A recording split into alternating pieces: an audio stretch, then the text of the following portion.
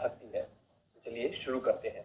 सबसे पहला, अपने लॉसेस को बुक नहीं करना। आमतौर पर ट्रेडर्स अपने प्रॉफिट को जल्दी बुक कर लेते हैं और अपने लॉसेस को चलने देते हैं इस उम्मीद में कि ये बाद में प्रॉफिट में कन्वर्ट हो जाएगा। परंतु इसमें होता यह है कि आप अपने विनर्स को छोटा रखते हैं और अपने लॉसेस को बड़ा कर देते हैं और ये एक लंबे समय में आपके पीएनएल को बहुत बड़ा नुकसान दे सकता है। हम ये इसलिए भी करते हैं क्योंकि हम लॉसेस से घबराते हैं। दरअसल कुछ स्टडीज में ऐसा भी बताया गया है कि हमें एक सेम अमाउंट के लॉस पर बहुत ज्यादा दुख होता है, वहीं उतने ही अमाउंट के प्रॉफिट पर हमें थोड़ी कम खुशी होती है। इसे लॉस अवर्जन कहा जाता है बिहेवियरल इकोनॉमिक्स में। चलिए अब इसे एक एग्जांपल से समझते हैं। से पॉल ने नोट नो कर लीजिए बैंक के दोस्तों। शेयर 2800 रुपए में खरीदे।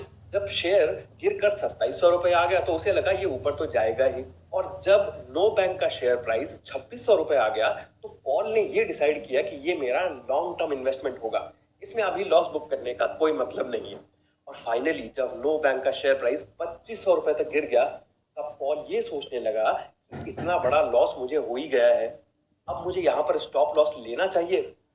मुझे पूरा भरोसा है कि हमने हमारी ट्रेडिंग जर्नी पर कभी ना कभी पॉल की तरह जरूर बिहेव किया है। पॉल अपने लॉसेस के साथ डटा रहा क्योंकि उसने अपना स्टॉप लॉस नहीं लगाया था, परंतु ये करने से उसे और भी ज्यादा लॉस देखना पड़ा। और यही हमारा दूसरा पॉइंट है, स्टॉप लॉस। स्टॉप लॉस की जगह आपके ट्रेडिंग टर्मिनल में है, ना कि आपके दिमाग में। कुछ लोग स्टॉप लॉस डिसाइड करते तो हैं पर उसे ट्रेडिंग टर्मिनल में नहीं लगाते। इस बात के साथ प्रॉब्लम यह है कि आपका स्टॉप लॉस पहला मिस हो सकता है, दूसरा जब प्राइस आपके स्टॉप लॉस तक आएगा तो आप अपने स्टॉप लॉस को और बड़ा कर देंगे, स्टॉप लॉस लेने में हिचकिचाएंगे और इस वजह से और भी बड़ा लॉस कर बैठेंगे। तो इससे बचने के लिए आप ट्रेड लेते ही अपना स्टॉप लॉस अपने सिस्टम में डालकर रख दीजिए। हमेशा याद रखिए, स्टॉप लॉस आपकी ट्रेडिंग जर्नी का एक अहम हिस्सा है जिसे आप कभी भी अलग नहीं कर सकते हैं। तो इसे अच्छे से अपनाइए और ये आपकी ट्रेडिंग जर्नी को बहुत लंबा बना देगा। लोग इसलिए भी स्टॉप लॉस लेने से डरते हैं क्योंकि वो उस कैपिटल से ट्रेड कर रहे हैं जिसे वो खो नहीं सकते या लूज नहीं कर सकते। और यही हमारा अगला पॉइंट है, ट्रेडिंग कैपिटल। जैसा हम जानते हैं कि ट्रेडिंग एक रिस्की बिजनेस है और एक अच्छा ट्रेडर बनने के लिए हमें इमोशंस के बिना ट्रेड करना पड़ेगा। इसे करने का एक तरीका है कि आप उस कैपिटल से ट्रेड करिए जिसे आप मार्केट में खो सकते हो। वो पैसा जिसकी आपको जरूरत है, उस पैसे से मार्केट में कभी भी ट्रेड ना करें, क्योंकि अगर आप अपने ट्रेडिंग कैपिटल से अटैच हो जाएंगे तो आप लॉस बुक करेंगे नहीं, और अगर आप लॉस बुक नहीं करेंगे तो गलत ट्रेड से बाहर निकल नहीं पाएंगे।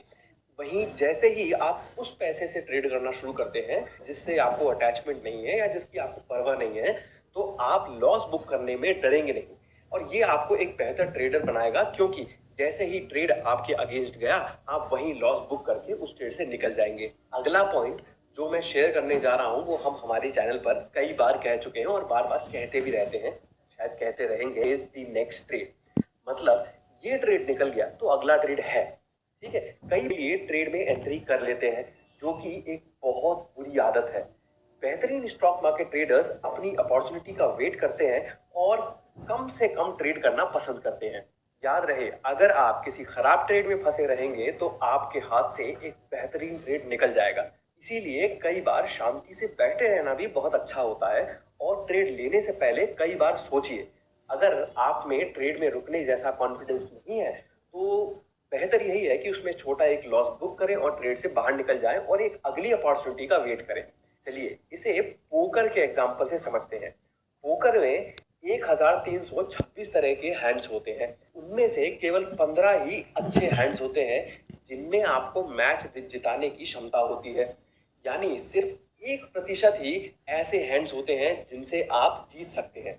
और बढ़िया पोकर प्लेयर वही होता है जो ज्यादातर अपने हैंड्स को फोल्ड कर दे और बेस्ट हैंड्स पर ही खेले। आपको अपनी ट्रेडिंग भी कुछ इसी तरह से करनी है। याद रखिए, यहाँ पर हम एक लंबे समय के लिए हैं। जब आप ट्रेड लेने में पूरी तरह से श्योर हो तभी ट्रेड लीजिए। ट्रेड में तभी एंट्री लीजिए जब वो आपकी सभी क्राइटेरियाज पर खरा उतर रहा हो। और अगर आप उम्मीद करता हूँ दोस्तों वीडियो आपको अच्छा होगा। वीडियो आपको अच्छा लगे तो लाइक और सब्सक्राइब करिए और यूं ही मैं आपके सामने अच्छे अच्छे वीडियो बनाता रहूँगा। थैंक यू दोस्तों।